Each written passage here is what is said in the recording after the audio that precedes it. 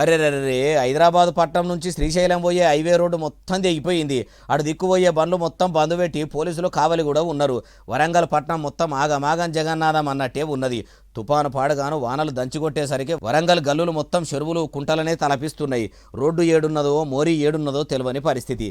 ఇట్లా బుడ్డపిల్లలను ఎత్తుకొని మరీ నడుమల మంటి నీళ్ళల్లా ఎట్లా పోతుర్రో చూడుండ్రి, నరకానికి పోతున్నట్టే ఉన్నదట. ఒక వరంగల్ పట్టణమే కాదు, అటు హైదరాబాద్ పట్టణంలో కూడా వరదలతోనే అగమైతుర్రట. ఇంట్ల కాలు బయట పెట్టకుండా ఓ దిక్కు వానలు ఇరగమరగ కొడుతుంటే ఇంకో దిక్కు వరదలతోని ఇండ్లు మునిగిపోయే కాడికి వస్తున్నదట. అటు ఆంధ్రప్రదేశ్లో కూడా చాలా జిల్లాలు మొత్తం నీళ్ళనే మునిగిపోయేసరికి ఏపీ సీఎం చంద్రాల సారు గాలి మోటార్ వేసుకొని మోంతా తుఫాన్తోని పంటలు ఊర్లు ఇండ్లు మొత్తం మునిగిపోయాయని కండ్లారా చూసిండట. అయ్యా సీఎం చంద్రాల సారు, అప్పట్లో విజయవాడలో కూడా ఇట్లనే వరదలు వచ్చినప్పుడు వాళ్ళను అన్ని రకాలుగా ఆదుకుంటామని అంటారు కదా సారు. అప్పటి వరద బాధితులకు అందరికీ పరిహారం అందిందా సారు?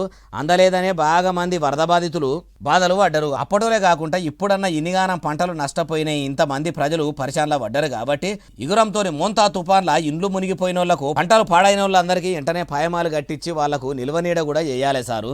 అట్లనే మీ శిష్యుడు తెలంగాణ సీఎం రేవంతాల సార్కు కూడా మీరు చెవుల చేసి మున్నేరువాగు బాధితుల ముంచినట్టు కామారెడ్డి వరద బాధితులను కానన్నట్టు కాకుండా ఇప్పుడు మోంతా తుఫాన్తో బాధపడుతున్న వరద బాధితులకు పంటలకు వెంటనే పైకం విడుదల చేసి ఆదుకోవాలని చెప్తే బాగుంటుంది సార్ అంటూరు ఈ ముచ్చటినోళ్ళు.